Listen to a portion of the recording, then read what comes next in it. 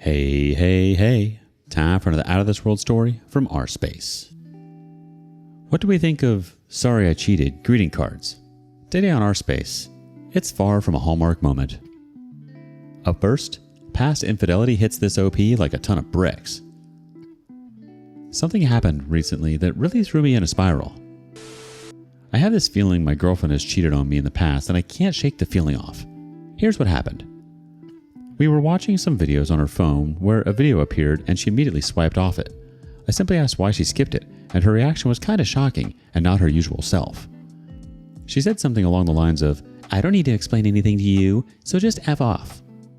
That level of aggressiveness was weird and extremely off-putting, so I told her that she got me concerned at that point and that her reaction was unnatural. Her next sentence shook me, and this is the point where I suspected something was seriously off. "Either you drop it, or I show you the video, but I immediately break up with you afterwards." This really put me in an ultimatum. She did nothing to convince me otherwise. I said I'd drop it, but the whole vibe was off. She obviously got upset by that and claimed that it's a video of her friend making out with some guy, which, lie or not, is really weird. For one, why would she have that on her phone? And second, she hadn't spoken to that friend in a year, and her phone is only a few months old. I tried forgetting about it, but it stuck with me, especially since she is a cheating apologist and her father is a chronic cheater. Now I feel like I'm going insane. She painted me as a control freak or as insecure, and I'm not really sure of what the reality of things are. I'm scared of talking to my friends about it because we have a lot of mutuals. Edit. Woke up to a bunch of comments, some rightfully direct at my stupidity. We plan to see each other this week, either tomorrow or the day after. I will bring up her reaction and the way she treated me, and break it off. I won't ask to see the video. I don't think it will make a difference either way. Since a few of you asked, I will post an update soon. I feel you, OP. Relationships can be like walking through a minefield blindfolded, especially when you stumble upon a video that's apparently more classified than Area 51. Her reaction sounds like she's guarding state secrets, not a random video. And then her threatening to break up with you over a video? That's like playing a game of relationship Russian roulette. Also, not the greatest options. Honestly, beat her to the punches. Break up with her. Update. Hey guys, this is an update of this post. So for context, please check that out. I took your guys' advice and I confronted her a day ago. It went something like this. We met up yesterday for dinner. She was unusually cheerful and positive, seemingly excited for the date. I honestly believe she put up that front because she knew I was going to bring this up and wanted me to seem like the bad guy and guilty for ruining her mood. We sat down. I was obviously nervous and a bit more reserved. She was very talkative, basically not allowing me to say anything. She would follow a question with another, basically trying to postpone me bringing it up, or hoping that I will eventually forget about it. I interrupted her and said I needed to talk about something more serious, then followed up with the fact that the way she acted towards me and towards the whole situation was unfair and borderline abusive. Her, pretty much fake, smile was immediately gone, and she instantly got annoyed. She said something along the lines of, "You know, if you're going to be bringing this up the whole night, I don't want to have dinner with you," basically positioning to walk away. Now, to note, this type of childlike behavior has happened in the past, and my dumb butt, without fail, would always convince her to stay, or change topic, or chase her down the street as she would be walking off. I would always acquiesce, and we would go by her way. Again, very childlike. This time was different though. I just said, "Okay," and she said, "Fine then," and started walking away. Usually, it takes a minute or so for me to start chasing her down, but I just apologized to the waiter for his troubles and went home. At this point, I was half to tears because, again, I would always try to remedy the situation, and it isn't in my nature to just drop something like this. Ranted to myself for a few minutes and decided to cool off with a show. After an hour or so, she called. I picked up and she was crying, saying stuff like, "Why do you always have to ruin everything?" That's when I snapped. Ruin everything? What about how you treat me like a doormat? How about the fact that I have to walk on eggshells when I talk with you? How about you hiding the video from me and giving me BS afterwards? At this point, she said that she knew I was still stuck up on that video, but I said that it's not about the video anymore. It's just how I've been treated. At this point, I started talking about how I was treated, and in my opinion, in an effort to divert the conversation, she said, "Fine, it's not a video of my friend making out." I snapped back saying that I didn't give a crap about the video anymore and that I was out, that this was over. She tried to get me to listen and we were kind of talking over each other, but she managed to say what the video was about. In her words, it was a video of her making out with a guy, but that it was just at around the same time as we started dating. And since we weren't official yet, she thought it was fine to see her options. All I said was, yeah, and I love how you kept that video around for safekeeping months into us dating. She said she already deleted it and she was sorry. I was kinda over it though, and said that it wasn't about the video anymore and that I was done. All she said at the end was, okay, if you say so. That's it. She is now blocked on everything. Honestly, I am inclined to believe this story more than the other one, but I am also inclined to not give an F. I'm still shook up about it, and adrenaline is pumping just by typing this, but I'm glad this nightmare is over. Sounds like she's the type to blame bad weather on OP for getting to wear their lucky socks. Talk about a scapegoat.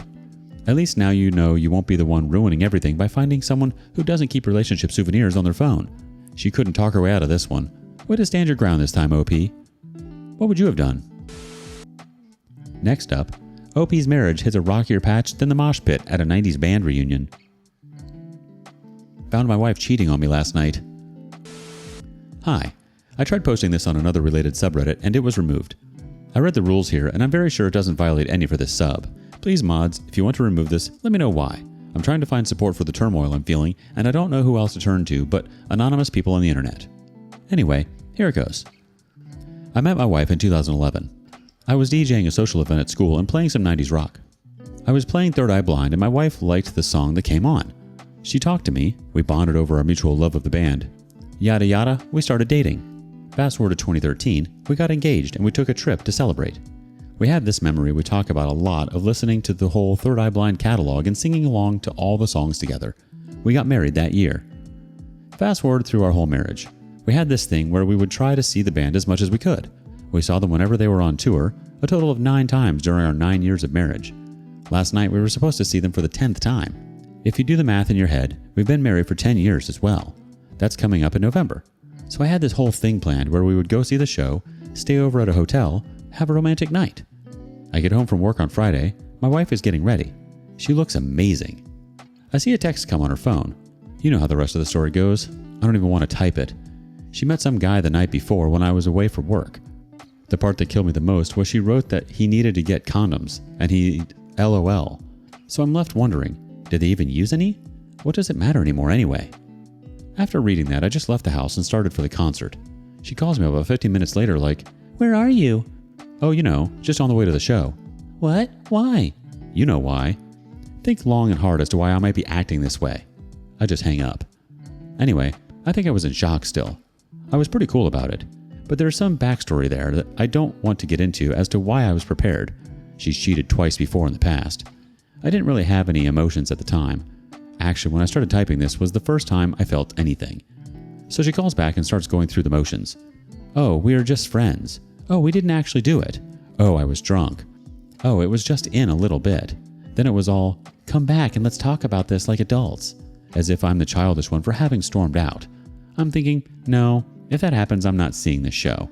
We're just going to talk about how she cheated and she's going to try and seduce me. And that thought grossed me out. I never thought about sex with my wife and felt gross. But then I did. So I got to the concert and the guy scanned my ticket. He looks at me and says, there's 2, indicating that he wanted to scan the other one. I just stared at him blankly and said, yes, there's 2, and went inside. I was so weird. I felt like I was hypnotized. And then there was the show. Amazing show. I had a good time. I met some nice people in my row and we had a fun time enjoying the concert together. Some lyric hit a little differently. I've never been so alone and I've never felt more alive. I felt pretty alive at the concert. I danced with the crowd and screamed my frustrations into the loudspeakers. No one could hear me over the loud rock music. It was over pretty early. I wanted to sit at the bar and drink, but that would have required talking to someone, and I just couldn't outside the context of the concert. I was thinking about the texts again. So I went to the hotel I had booked for my wife and I, and went to sleep alone. I woke up to about 30 emails. She was up all night feeling all kinds of emotions, I guess. Guilt, shame, anger at me. Those are the most surreal, the ones where she was mad at me for going through her phone. A lot of bargaining and pleading. The worst was she had sent me cards I had written for her years before. Anniversary cards, birthday cards, Christmas cards. I always handwrote a letter for her, professing my love for her. I never used to write anyone cards like these, but I did for her. She used to write cards like these for me. She hasn't in a number of years. I think her intent was that upon reading the cards, my heart would soften and I would realize how much I loved her. I would come to my senses and come to her, and we would talk it through, and I would forgive her, and it would all be better. but instead it just made me realize how much she doesn't love me. At this point, I can't forgive her. I forgave her once, and here we are. If I forgive her again, it's just a matter of when, not if. I'm back in this same scenario, writing sob stories on Reddit.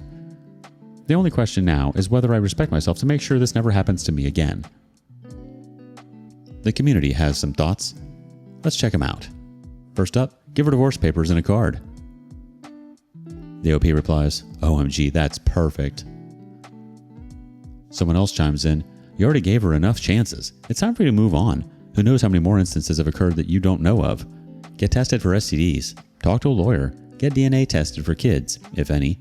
Talk to your friend and family. Don't leave the house, instead make her leave, unless it's under her name. The OP replies, this is the worst part. It's in both our names and there's no way for me to make her leave. So it's either stay with her in our house, where she will make my life miserable, or I move out and get some peace. But leave behind all my stuff, my bed, which I never wanted again anyway, my pets, my garden I've been growing all summer. Like, it's one thing that she cheated, but it's an entirely new injury that now my life is completely uprooted. I'm living an hour from work now with my parents because I'm a teacher and I don't get any income over the summer. I'm not getting paid again until the end of August, and the bank account is running dry. I'll be spending my last cents on rent for her to live in our apartment, probably with the dude I caught her with, while I'm living with my parents. And I can't not pay the rent because, of course, I'm on the hook for that legally.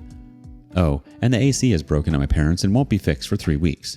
It was 95 humidity earlier today, but it's cooled down to 87 after the rain, so I've got that going for me. At least you got to enjoy Third Eye Blind and some unexpected lyrical therapy at the concert. As for those anniversary cards, those are now collector's items in the Hall of Irony. And dealing with broken AC during a heat wave at your parents' place? That's some straight up Murphy's Law right there. Hang in there, buddy. It's clear you're navigating through a storm, but hey, storms eventually pass. Focus on what brings you peace and clarity, whether it's your garden, despite leaving it behind, or finding solace in the support of friends and family. And remember, you've got the strength to rewrite your story, AC or no AC. And hey, I heard going 30 minutes of sauna a day reverses the signs of aging.